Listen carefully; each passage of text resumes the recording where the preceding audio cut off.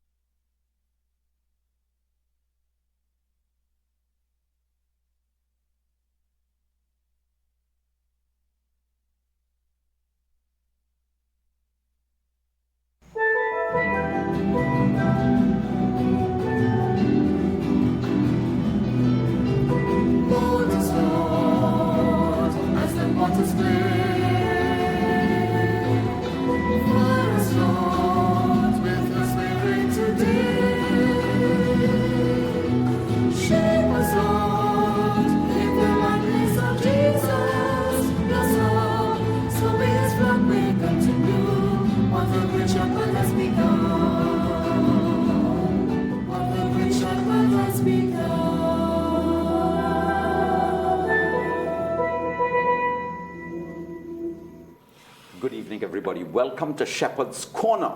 It's your Thursday program, and it's the one that you like to look at. And we have His Grace with us.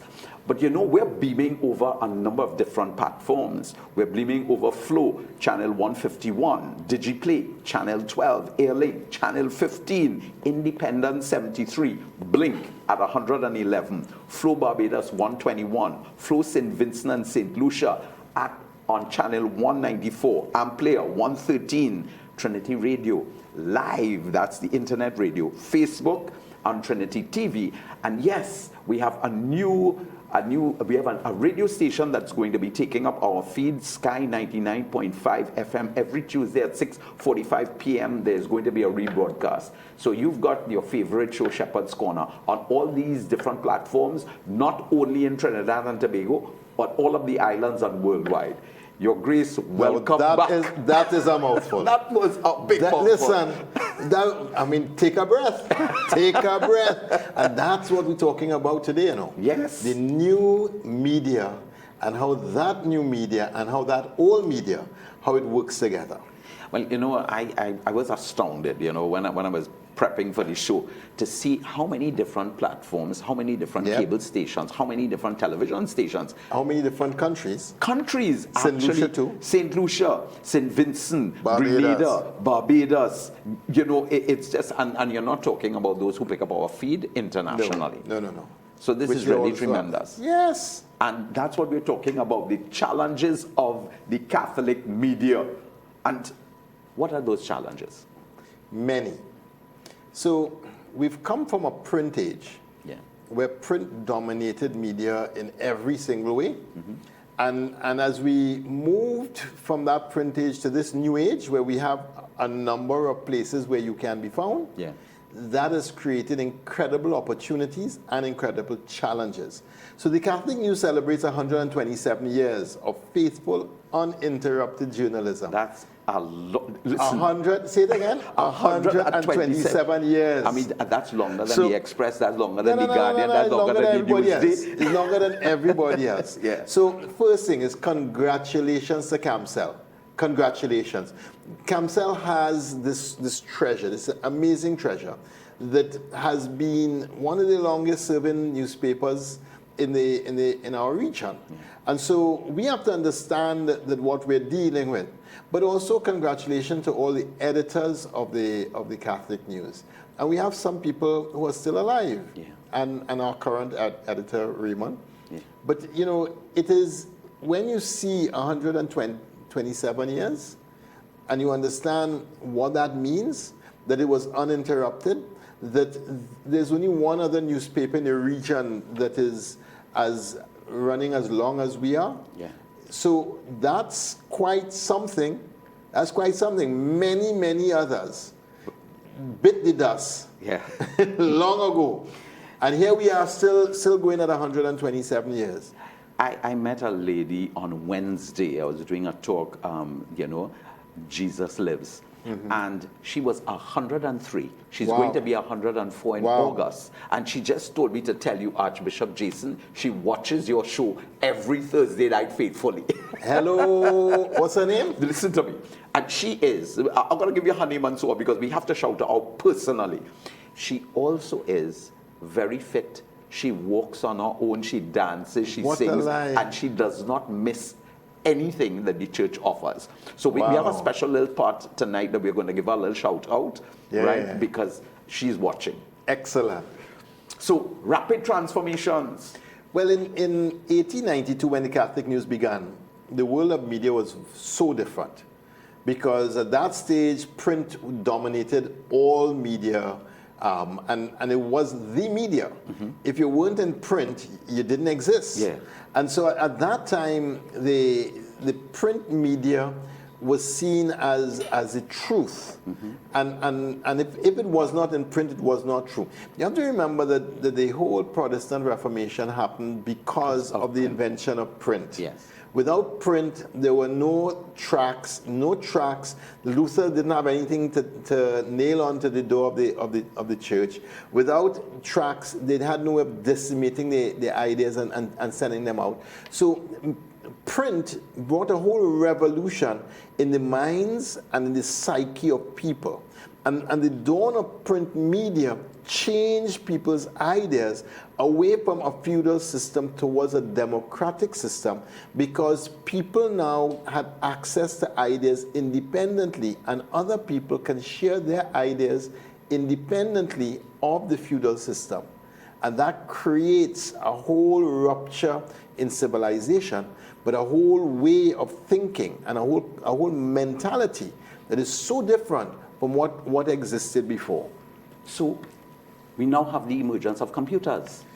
Well, the internet, different platforms. Everything that happens. So with the emergence of the personal computer in the 1970s, a new shift starts towards this digital thing that is happening. I remember my first computer. It was like a lunchbox. It was a little thing. The front came down, and that was the keyboard, and this was the screen, and you had two big floppy drives to put in, and I thought I was cooking with gas. Well, let me tell you something. I still have my Commodore 64. And that was the first generation. 64. That was the first generation of personal computers when it first came about. But by the 1980s, you had the internet arriving in the world, and in Trinidad, the internet came in the late 1990s.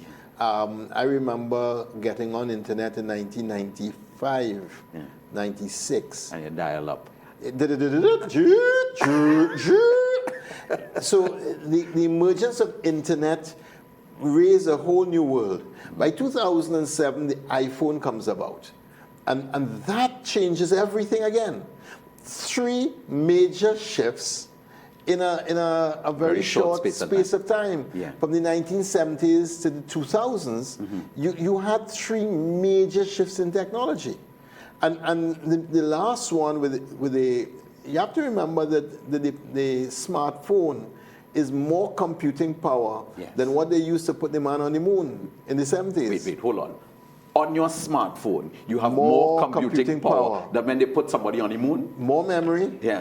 More bandwidth. More processing power. More everything.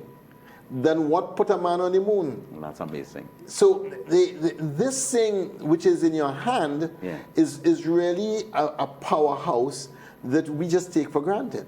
It's an extension of the human person now.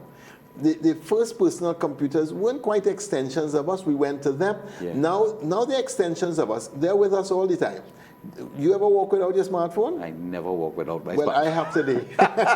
You forgot it or what? And when I closed the door, I said, should I go back upstairs? I said, no. I'm telling you, he would not have been early if he had gone back to the Let's cell not go phone. there. I was early today. So all of these digital devices and this digital revolution has created another revolution or change in the human brain. And scientists are seeing that a child of the digital era, their brain develops differently from the children of the print era. And when children grow up without access to the new technologies, their brain, their attention, everything is different in how they develop than children who grew up coming out of the womb, flipping open my smartphone and saying, hi, mommy, how are you doing? No, I mean, that's interesting. I mean, you watch 2-year-olds, 1-year-old, and they know how to swipe like what I am doing right now. You know, they know how to do this thing. You see? I have to go back and forth before I can get it right. Their parents hand them the smartphone, and it shows who's smart and who's dumb. And it's any phone. And it's any phone. Oh my goodness. Because these children, in 3 seconds, figure out how to use this thing in a way that the adults take years and don't get it. And the adults have to go now, get the instructions and try to read through the instructions. And the kids just and they get it. Right. Because the brain, the whole brain is shifting. And the brain of the digital native is very different from the brain of the immigrant. Yeah. So there's 4 categories. The digital native. Who is the digital native? That's the one born into the digital economy, digital technology. That they're born with the smartphone out. Right. They came out of the womb with the smartphone. Yeah. That's the native. Then the immigrants, people like you and me. Yeah, we were born before the smartphone era, and we immigrated in. Right. And an immigrant never speaks the native language in the same way. They always have an accent. Yeah. They don't navigate through the culture seamlessly. Yeah. They always have a little awkward thing about them, but they kind of try to blend in and fit in as best they can. We are refugees then. No. Then you have the digital tourists. Those are the people who go in, they visit, and they say, oh, this thing looks nice, and get back out quick. All right. So you have the tourists, you have the natives, and you have the immigrants. All right, that's 3. And then there's the digital refugees. The digital terrorists. The digital terrorists, you ever handed your phone to somebody, when you get it back, that phone, like it passed through a terrorizing zone. You lose everything. All kind of apps you had, they're not there. Apps that was in one place and another place. And if you ask them to do it, purposefully to do it, they can't do it if they tried. Archbishop J. That is a terrorist. I had a terrorist. I was doing a wedding this weekend. And I just told one of these terrorists, I said, all you have to do is just read what is here. Don't do anything else. Just read. No. You know, the whole wedding liturgy got deleted. Of course.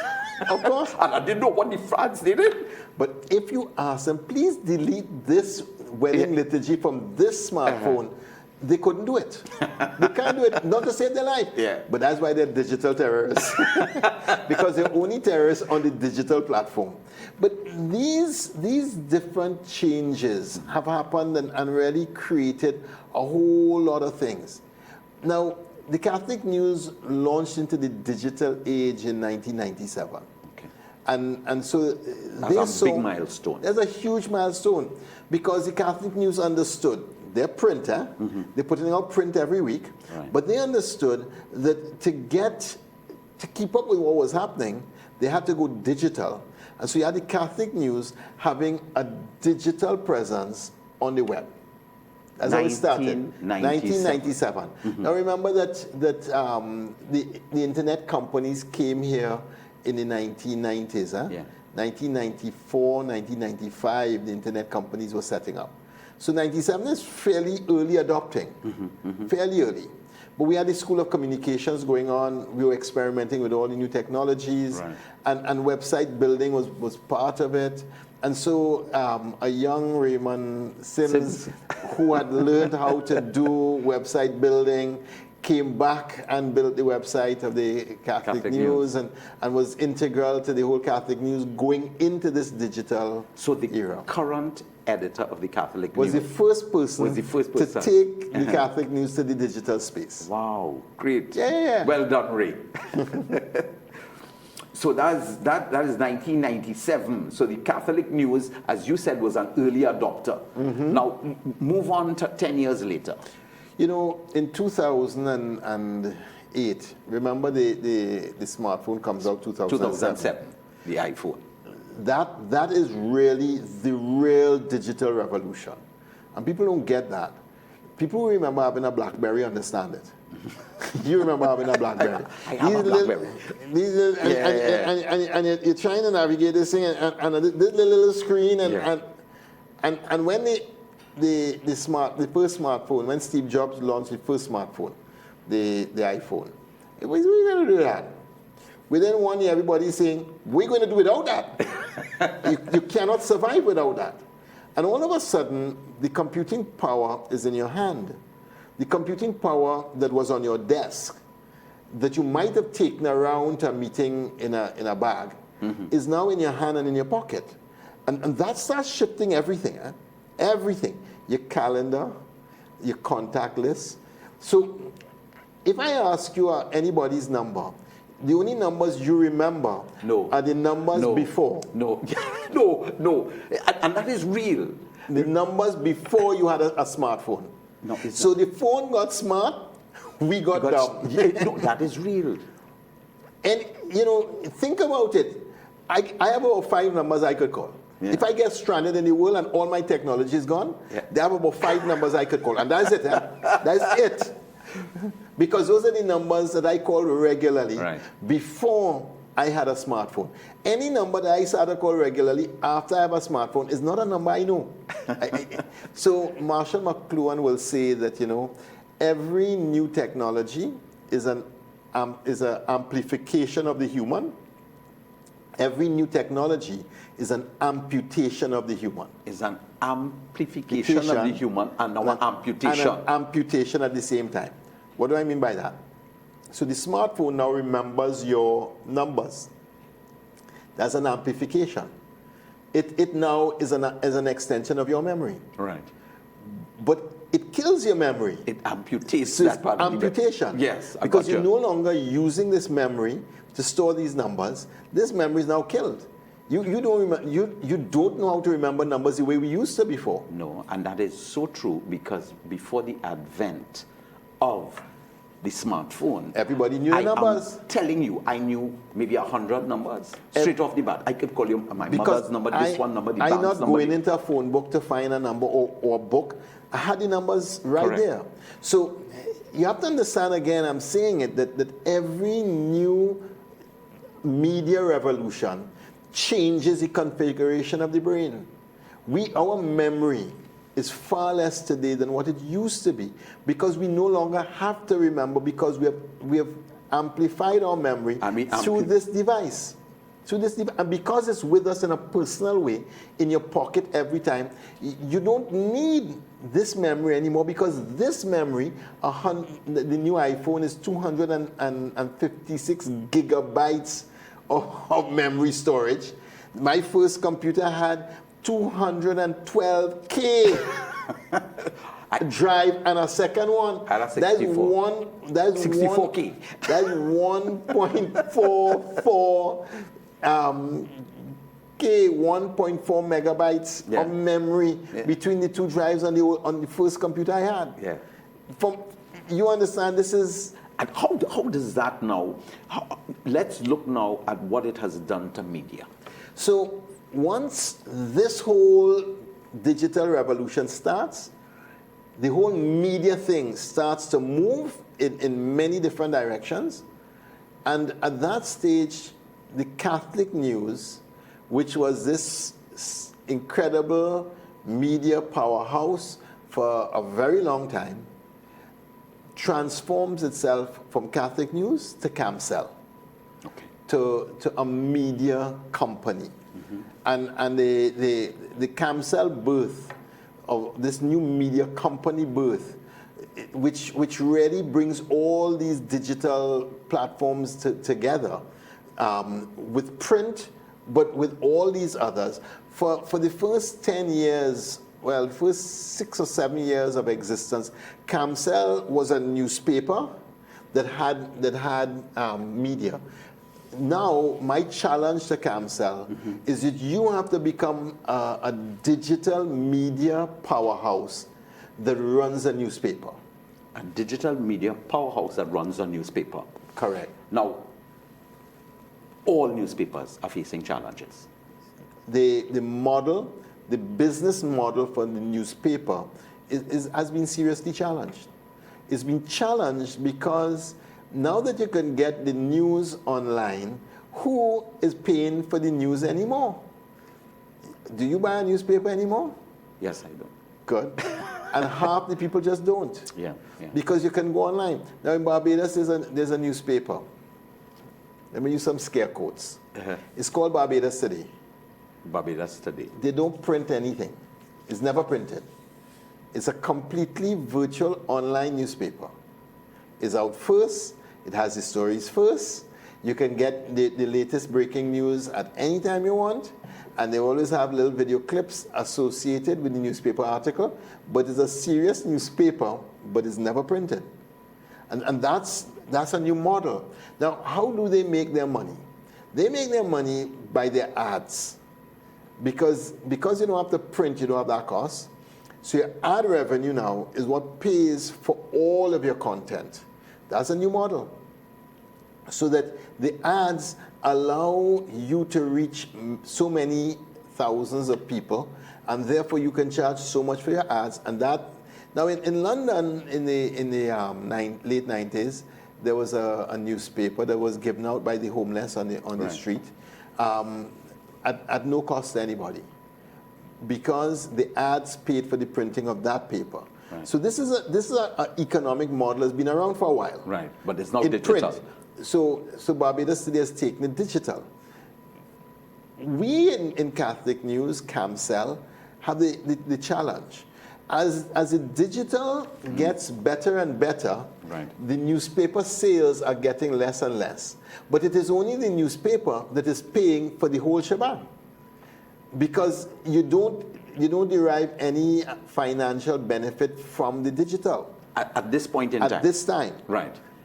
Nobody knows how to make money off of digital news right now. The best model is through your advertising, and that requires a lot of penetration. But that model has its own challenges also. But okay, so you have now a Catholic media house that has this treasure of 127 years of newsprint in an age of digital acceleration, when we have to be there for you on Pinterest, on WhatsApp, Instagram. on Facebook, Instagram, on everything. We had to be there for you on all of these, Twitter, everything. We better be there on the digital world. And the reason for that is that the young generation are not buying newspapers anymore. No, they're not. So the limited edition of the veterans who buy newspapers still, they have a date by which they expire. So that brings me to the point. Do you and want... you know you are part of that. I am part of that. Do you... So, okay. Then do you want to see... We're talking Catholic media. We're talking about the challenges of Catholic media. So what do you want to see as Archbishop Jason Gordon of the Archdiocese of Port of Spain? What do you want to see with CamCell, with the Catholic News? Do you want to see it increase readership? This increased readership? Yep. Or you want it digital? I want many things. But here's what. We have to get increased readership in this to create the revenue stream, to keep advancing the digital, to find the right ways to reach the digital natives in their native space, in a format that is accessible and that is natural for them to access and to want to participate in. So we have to do a both and right now. But you have in your article of May the 5th, you said many people now get their news through multiple media sources. The days of print are over. But somehow, you know what I mean? That's what happened there? You said the days of print are over. What we know is, they said, what we know is the last 127 years is not a forecast for the next 127. It's not even a forecast for the next 20 years. Not even the next 20 years. Because Derek, I'm telling you, remember, and I did this before on a show, that we are into Moore's law, which is the exponential increase in the power of technology is doubling every 2 years or so. Now, every time it doubles, 2, 4, 8, 16, 32, 64. You see what's happening? The gap is getting bigger and bigger and bigger. So each double, when you reach up to the 1056, it goes to 2000. Yes. And whatever. And we go to 512, we go 1024. Right. So once you start getting into that phase, the gaps get bigger and bigger and bigger. And we now, the scientists predict in the second half of the chessboard, where the gaps get really huge. So what we thought was science fiction when we were children, with Dick Tracy talking to his watch. No, my goodness. We thought that was science fiction. Yes. Now that's real. That is real. People are talking to their watches today. Yes. That's amazing. From science fiction to reality was a 30-year gestation period. From science fiction today to reality is not going to be 30 years. That's going to be a very short gestation period because the power of computing is getting far and far better. That is creating a digital revolution, the likes of which the world has never seen before. And that's why we have to bet everything in this transition into the digital. While we hold this wonderful treasure of the Catholic news, and we ask people, continue to buy and support us while we're doing this transformation to reach the generation that is coming that don't want to pay for the digital content. Now, most of you guys watching on Shepherd's Corner only remember Dick Tracy. I know that, because you're our age. You only remember Dick Tracy and the watch. And it is real. It's happening right now. And we're talking about the challenges of Catholic media with His Grace. One of the big challenges with all of this happening, we're now in what is called the attention economy. What is the attention economy? There are so many. You read the list of stations we're on, eh? Yeah. Okay. When I grew up, it was 2 or 13. And both of them was the same station. Rediffusion was A or B. Right. And then you could also have 610 or 730. Correct. That was it, Those, you wanted media, those were your choices. Now, we have a multiplicity of radio, television stations and newspapers and everything else, so that whereas before you can get the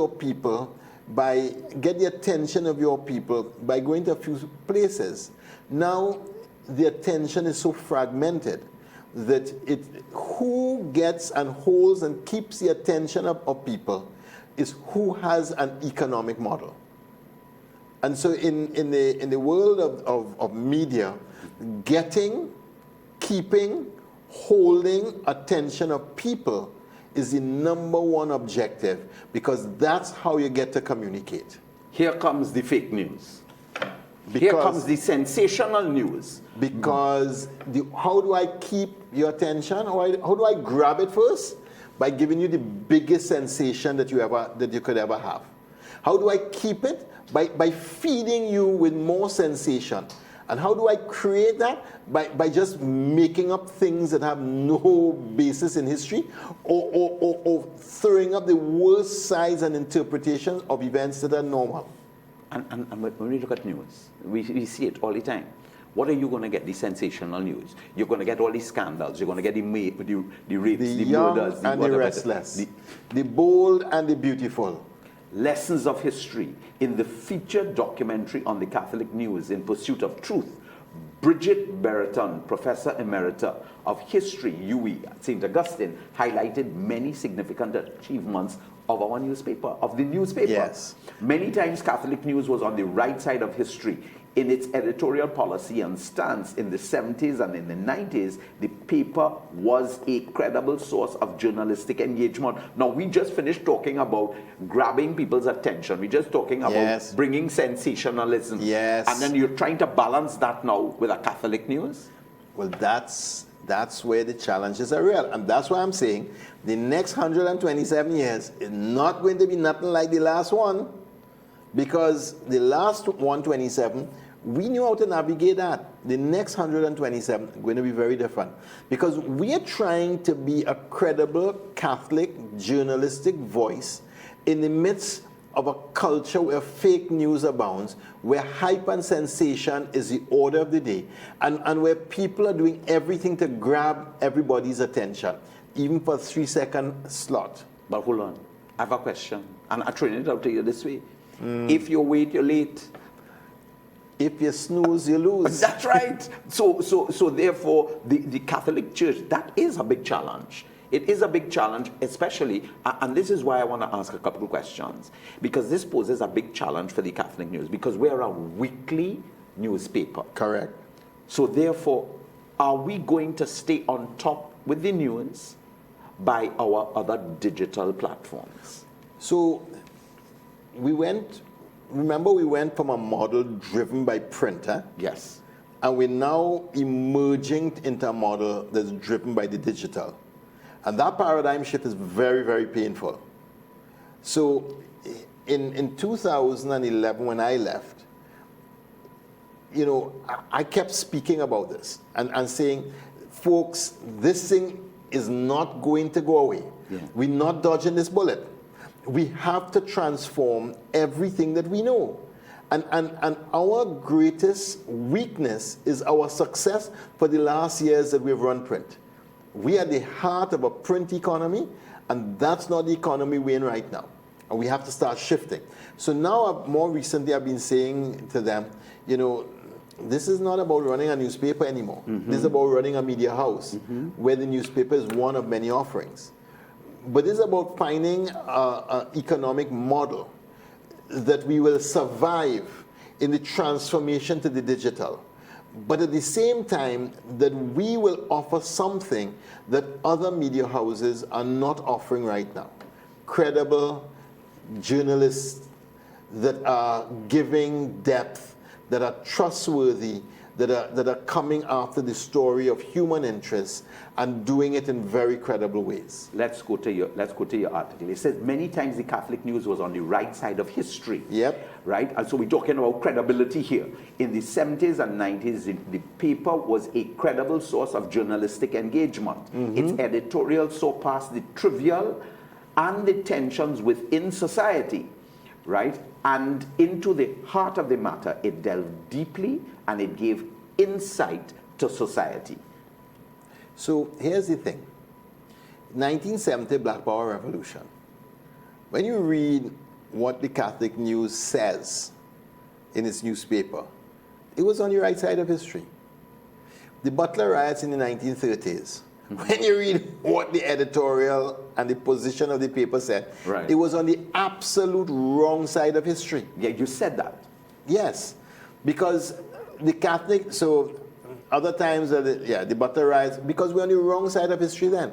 So we looked at history through different lenses. But in the 1970s onwards, we tended to be a consistent prophetic voice that speaks to the truth of the situation and speaks to the truth of the day. And that's really incredible. So the Catholic News is becoming a place because we've digitized all our archives. Yes, I know. There are not many newspapers where you can go onto digital space and find all the back copies. We're one of the few. And that's tremendous for 127 years. Which means that if you want to look at something in society, go back in the Catholic News around and see what was said, see what the comments are, see what the thinking is, and you'll also have a sense of what the Catholic ethos emerged around that issue, and the comments on that issue, whether it was an editorial, article, a feature, whatever it was. That is an incredible treasure. And that's something we should all as Catholics be very proud of, that we have managed in these last years to really give thinking and direction and leadership through our newspaper. You said the church got the Butler riots wrong, not because it was doctrine, but because the lens of colonialism was the instrument used to evaluate the conflict. And so conclusions were wrong. Correct. And you're saying that from the 70s, going on to the 90s, we learned our lesson. We evolved. We became better. We have. And our interpretation has been far, far more consistent. You're watching Shepherd's Corner. We know that you like to call in, maybe to ask His Grace some questions. We are dealing with the challenges of the Catholic media. You outside there, you watch both the Catholic media as well as the secular media. If you have questions for His Grace and the challenges that you are seeing our Catholic media having, please call in. So the challenge of history is real. We do not guarantee the gospel is the only lens by which we evaluate the current social tensions of the church or the society. And that's the most significant challenge of Catholic media. That the times when we evaluate the big issues of the day through the lens of the gospel, that's when we end up on the right side of history and being prophetic. Not just on the right, because many times we get licks for it. Yeah. I remember an editorial that Father Michel wrote on High Mass. Yeah. And licks. Yeah. But when you look at it now and you see what was being said, you realize it was very prophetic and looking far, far down the road. So the most significant challenges facing the media are very different. Catholic communications, because it serves the kingdom, it must also serve the common good. And it must get its facts straight. I must ensure its stories are based on truth, based on gospel principles, and giving you a lens of the kingdom to interpret the social reality. But you know, Your Grace, by doing that, by calling us to a higher standard, this Catholic journalist, he now has to take time to investigate to ensure it is the truth. Or she. Yes. We have a call. Good evening. Welcome to Shepherd's Corner. Good evening. How are you doing? I'm good. How are you all doing? Doing well, good, you know. Good. You brought to mind some things here. First of all, when you were speaking with the deacon and talking about remembering numbers, the modern technology have done a disadvantage for me because in the 80s, they used to call me the walking encyclopedia and the walking directory. Right. Don't ask me about numbers now. But in your discourse, it says something just now. It came to mind. With the print media and digital media, we're talking about the iPhones and the different things, and advertisements. How are we going in the Catholic News? What kind of advertisement we have? Just remember, we are living in a microwave time. What kind of advertisements we will be able to get to put in the Catholic News where it will not be sensationalized? Because if you know in the ordinary advertisement, if you have to advertise a pen, yes, you have to have a lady in a bikini. Correct. Yes. Correct. So how are we going to look at advertising in the Catholic News and to keep people's interest? Because just remember, the attention span, everything is now for now. They want everything now. Mm-hmm. They're not going to take no time to really to go in no big set of reading and all kind of thing. They want it at their fingertips. So that was just a thought of mine. Thanks for listening. Thank you. Thank you. Thank you. Now, we get the same challenge in Nimas. Yes. Yeah. They no longer wanted any length of time homily. Yeah. They give it, download it in 3 minutes. Yeah. And they want entertainment. And entertain them in the 3 minutes too. Yeah. But the whole, remember we're in an attention economy. Don't forget that. And that means the preacher has to hold the attention of the congregation. The congregation is not giving you the attention, you know. You have to hold it. You have to grab it, you have to hold it, you have to keep it.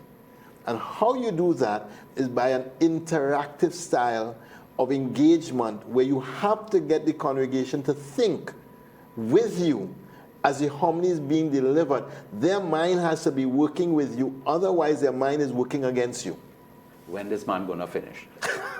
You know, once somebody told me about a homily that had a surprising ending. Yeah. They said, just when you thought it never will, it did.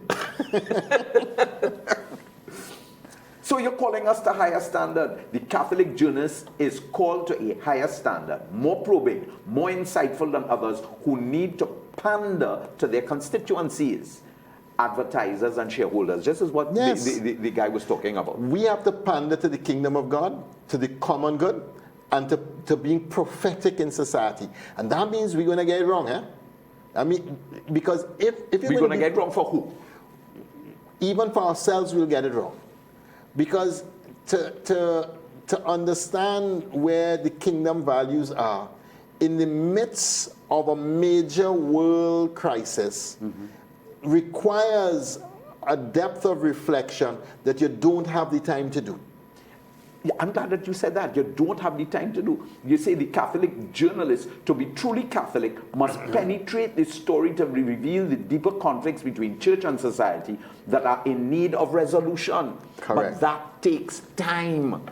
And you're expected to do it and respond on the fly, in the moment, in the day, in the hour, in the moment. Otherwise, if you snooze, You lose. you lose. And if you come with commentary 3 days later or 5 days later, Old that news. news cycle done run 3 other cycles already. 9 And days. you now talking about stuff that people forgot even happened. Good evening. Welcome to Shepherd's Corner. Thank you, Deacon Derek, and good evening to Your Grace. Good evening. Your Grace, when are we going to get a radio? Right now, I am frustrated. My son put in a new system on the TV, and right now, all I've seen, and I cannot hear you because the audio is not working. It's not 24, there's something. And I don't know how to operate all this fancy thing. Right. Right? Yeah. And I find radio, you can be working and listening to the radio, but the TV, you must have this thing in your hand watching or staring at something. You know, I would like you to get a radio for us. I think what you need to do is tell your son, have 2 televisions. Uh-huh. One Say for that the young again. people, with his, wherever it is he doing, and leave one old-time system where you could turn it on and turn it off and watch it as you need. Excellent. I thinking so too. Because every minute they're changing it, and it's only packaging, tinsel and blinking and substandard content. Listen to what they have on the list for program. I couldn't find a new channel. Just wonder where they have it. Tell me. Under entertainment. Would you believe Oh, no. that they're seen us as entertainment? Yeah. What do Wow. you think of that? I remember a little girl in my catechism class years ago when the congregation started to get animated. She said, Miss, they're making Jesus a puppy show. You know? Well- I can't hear, so I'll just we talk. I think tell your son bring back the old-time days. Well, he don't take me on. All right. But listen, well, that's why you can listen to Sky 99.5 FM. So tune in that you're getting On a us Tuesday? On a Tuesday, you're going to hear this show, I'll What get in time? this. right? At 6:45 p.m. Say it again. Sky 99.5 FM. Uh-huh. On Tuesday at 6:45 p.m., you have us. Okay, all right. I'll make a note of that. Great. Have a good night, okay? God bless. Bye. The gospel is not a partisan interest. The gospel has an interest which is at the very heart of God's interest in humanity. And that we have to reckon with. It is a perspective that reads and challenges all the other perspectives. And it is the power of God that brings salvation. People look at the gospel as if it is one perspective among many other perspectives. No. It is the perspective that reads other perspectives. Every time you read the gospel is reading you. I want you to think about that. I love that. Every time you read the gospel, it is the gospel that is really reading you. Because the gospel is reading into your heart, into your mind, into the way that you evaluate, into the way that you're seeing and not seeing the truth. The gospel is reading you. And so the gospel is not some alternative perspective that we have. It is the perspective that is the norm of all perspectives. And when we read through the lens of the gospel, what we're doing is clarifying in ourselves the truth of the human condition, the truths about God, and the truths about humanity. The gospel is reading you. That's the one I want us to take away. It's not you Word of the reading day. the gospel. Word of the day. I love it. So, is the Catholic news enough? You asked the wrong question. You wanted to ask, is the Catholic news Catholic enough? That is what I'm talking about. You see, the gospel reading you. The gospel reading.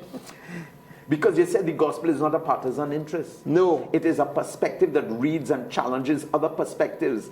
It is the power of God that brings salvation. Romans 1:16.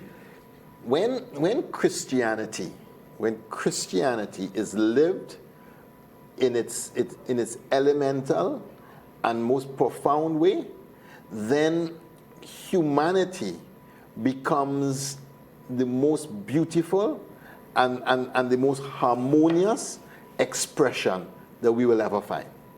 Repeat that, because the viewers have to hear that, you know. The viewers have to see to hear it.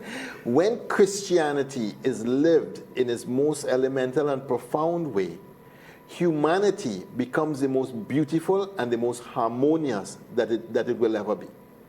Because the living of Christianity, the living of the gospel message, brings us to true humanity. Yeah.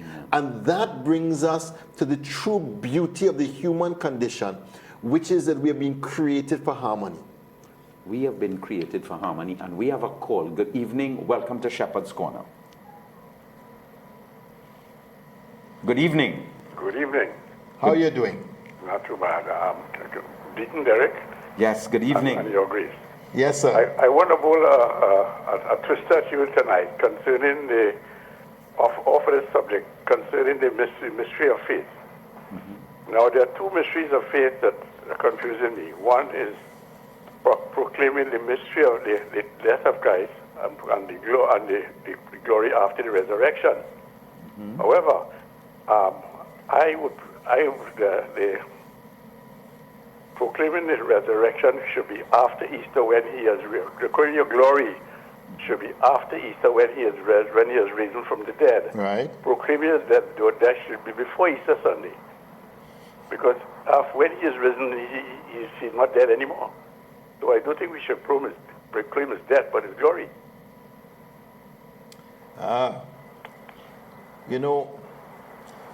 Great question. Great question.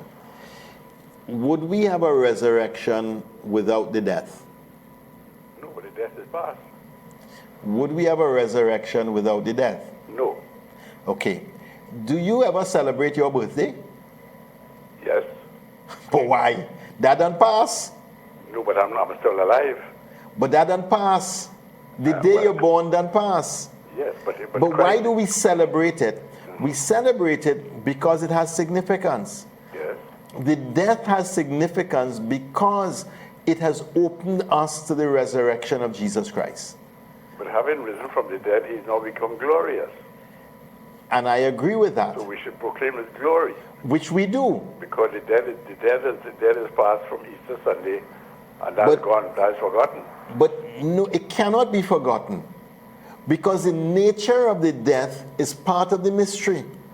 That we human beings took the most ugly, vile, expressions of ourselves and threw it on this one victim who received it with incredible love and soaked up all of our violence and responded only with love. It is the resurrection is happening inside of the passion. It is not something that happens only after. It is in the passion. You start to see the first seeds of the resurrection birthing forth when Jesus says, Father, forgive them. They know not what they do. That already is bringing a shift in human consciousness, that we don't have to be the people who go the eye for the eye and the tooth for the tooth. That it is in the way that he dies that we already start the first seeds of that resurrection power, so that we understand the full enormity of the resurrection by the meditation on his death. And that's why we do the Stations of the Cross. That's why we gaze at the crucifix. That's why we meditate on the way that he died, because in there we all already understand how he really lived and how death could not conquer him, because hatred and violence and hurt and pain could not conquer him. Death gave way to life. And that's what what we celebrate. And that's why the formulation of faith, Christ has died, Christ is risen, Christ will come again, is this threefold formulation, because that's how we hold together the Alpha and the Omega, the beginning and the end. And that's what we celebrate. And that's why you can't divorce the resurrection from the death. And you can't divorce the death from the life. And you can't divorce the life from the birth. And so we talk about the birth, life, death, and resurrection of Jesus Christ, because it's one seamless garment. You can't throw away one and pick up another one. They're all totally entwined with each other. Thank you for calling, and that was a great question. And you said it was the mystery of faith. Let's go to the Vatican document, which sort of shapes us. It shapes our whole Catholic media and how we should be looking at it. You said the Vatican document, Towards a Pastoral Approach to Culture, number 4, says, go ahead. For the church, evangelizing means bringing the good news into all the strata of humanity, and through its influence transforming humanity from within and making it new.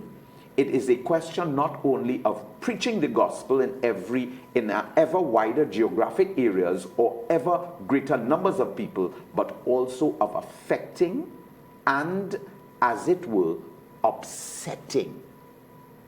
So we are affecting and as it were, upsetting. Preaching the news. Yes. Preaching the gospel. And that's why I said when you read the gospel, it is the gospel that's reading you. Because as you preach the gospel, you are affecting and you are upsetting. Go to the next slide. And I feel that's why. Go to the next slide. The crucifixion. And upsetting through the power of the gospel, mankind's criteria of judgment, determining values, points of interest, lines of thought, sources of inspiration, and models of life, which are in contrast with the Word of God and the plan of salvation. So it is affecting and upsetting all of these things. Through the power of the gospel, mankind's criteria of judgment, determining values, points of interest, lines of thought, sources of inspiration, and models of life, which are in contrast with the Word of God and the plan of salvation. That's a powerful statement. That's a pull him in, because it is the statement that I'm trying to grapple with when I say that when you read the gospel, is the gospel really reading you? Yes. That if we understand the power of the good news of Jesus Christ, we wouldn't be using it as loosely as we have been, and we wouldn't be feeling as empty or as powerless as we are feeling. Because we have to understand that the good news is not a rocket missile launching. It is this insidious power to unsettle and dethrone, to create consciousness and to show hubris and arrogance where it lies, and to open again new ways of being human. Because to be truly Christian is to be truly human. We have that old maxim. The glory of God is man and woman fully alive. So the good news affects and upsets. It affects, it upsets mankind's criteria for judgment, value system, everything. And that's why I am holding to the gospel as central. And what is important for Catholic journalism is that we give the story through this perspective of the gospel, because that's how we both affect and upset. That's how we create a sense of values, and that's how we also expose the false values that are flourishing in our day. But let me go back to this. My question was, therefore, is the Catholic news of Trinidad and Tobago, Archdiocese of Port of Spain, is it Catholic enough in this society when we see all the ills? Does it challenge? Does it upset and affect? I would say to that, stay tuned. not yet. No. Not yet. But we are on a journey. But I would say not yet. I would say, you know, we've been living in a time in our society where being part of the mass has been part of and parcel of how we live. And everybody wants to be popular. Everybody wants to get likes. So we've kind of pulled ourselves to a middle quadrant where we've kind of been middle of the road, where we ain't upsetting too much and we're not pushing too much. But I would think of articles by somebody like the Vicar General, Father Martin Sergio. Well, he's upset plenty of people. But it's a good upset. Yeah. And the reason why I'm saying it's a good upset, because many times what they're upset at is a traditional understanding of something that is not really the gospel perspective. Very often. So we do have writers, and many times the editorial push the boundaries of ways of seeing that upset people. And then they write back in the Catholic news and say why they're upset. And that's good, because that creates a whole conversation around where we are. When I know that whenever I've touched the hot potato of the day, it has upset a lot of people. Oh. A lot of people. I want to go to that, but we have 3 minutes. But we need to talk about that because there was an interesting interview today on 95.5, really Prison Break. Right. And they spoke about the injustice of the people in remand yard, the injustice. And I was just saying, but wait a minute, I thought the Archbishop talked about that the other day. I talked about that in my New Year's homily. Well, hear this. It was on 95.5. I'm just giving only a bigger because I know you're broadcasting us. The greatest challenge facing Catholic media today is not relevancy or market. It is whether they are Catholic enough, whether their reference points are the gospel value system. And he said, this means that the practitioners need to be steeped in the church, its mission, and its deep reflection on humanity. In the digital age, the great temptation is to take the route of sensationalism to attract views, to promote unchecked sources and opinions, and to not serve the gospel, and ultimately to mirror secular trends where ideology or partisan perspectives filter our message. And that's not what we cannot do that. That's not Catholic. Being Catholic means having a perspective that is a fresh perspective that always speaks to the best and the truth about who the human is and how the human is destined for eternity and for harmony and for building civilization. Even if it affects and upsets, we must speak the truth. We have to.